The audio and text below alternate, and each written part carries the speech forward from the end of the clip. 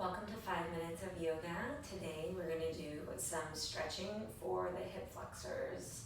So the hip flexors are connected to the stomach meridian, which runs from the tops of the feet all the way up the center of the quads through the hip flexors and the stomach and the psoas. So we're going to target opening up this line, this front line, which can get a little short from sitting. And this is going to support our back bends. So to start, we're going to stand in a lunge. So you can start in down dog and step your right foot forward. And we're going to take the arms up by the ears.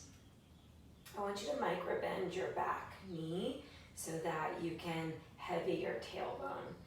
And that is just going to allow for the front of the back hip to be a little bit more open. As you can see, when you straighten the back leg, you're tilting your pelvis forward, which is fine, but for today, micro bending it is going to allow the length in the low back and the opening of the front of the left hip. And then from here, you can start to lower your back knee a little bit at a time, just up and down. And you'll feel maybe a little shaking in the back leg because it's really causing the back hip to work in a way maybe it doesn't very often. And then we're going to let the knee go down.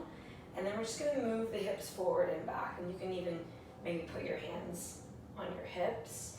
And the entire time I want you to think that you're cinching your front ribs down and in. You're heavying your tailbone.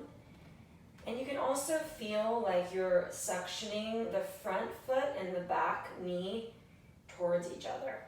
Like you're gonna pull the mat together. So go forward and back a couple more times. And then go forward till you feel like you're going towards your end range in opening the hips. So you're not stacking your hip right over your knee. There's a little bit of an angle from the front knee to the back knee. And then just a little back bend. You can take the arms up. You can interlace your hands behind your head and lift your chest. Again, think pull the left knee and the right foot towards each other. And then you can release your hands either on the ground or on blocks. And we're going to do a quad stretch. So take the right arm around, lift your back foot and catch it. And if the foot feels far away, again, just put your hand on a block. You may need to take the block higher or lower.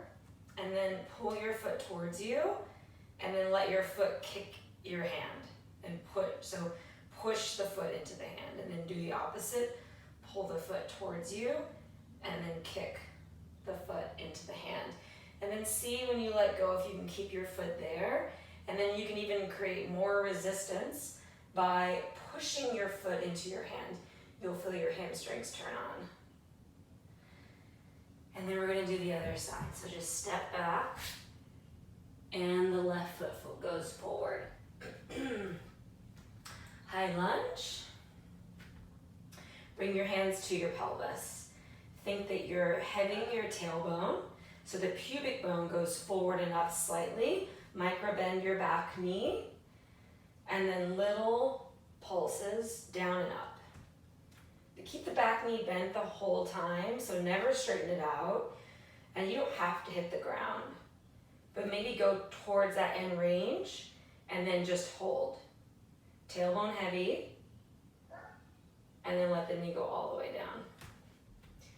Nice, and then move your hips forward and back. So this practice, if you do a little bit every day, you'll notice more opening in the front of the hips. You might find more ease in your back bends. But you have to do a little bit every day. Okay. So we're going forward and back, and we're suctioning the front foot and the back knee towards each other.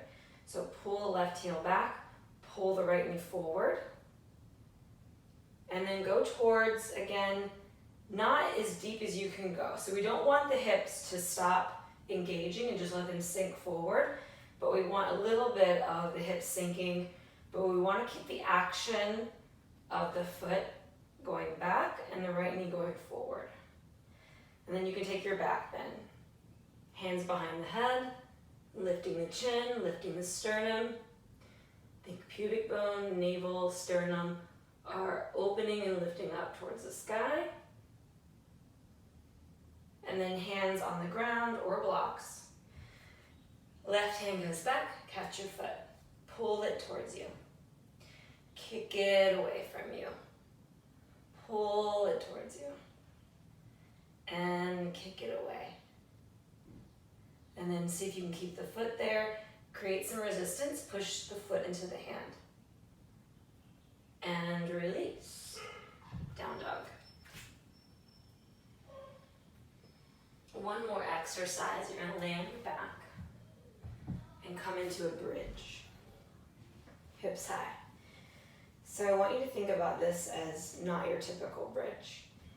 What we're going to do is the same idea of lengthening the tailbone, lowering the middle back, and then the lower back, and then letting the tailbone hit the ground last. So it's almost like a reverse back bend in the low back. Inhale, the hips go up. Exhale, lengthen the upper back down first, and cinch the ribs in, and then the middle back. And you'll feel your glutes really working here, engaging, hopefully. And then one more, lift.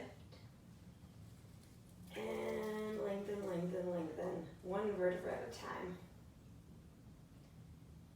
Beautiful, so that is a great warm-up for the hip flexors to move towards back bends. Let me know how it goes.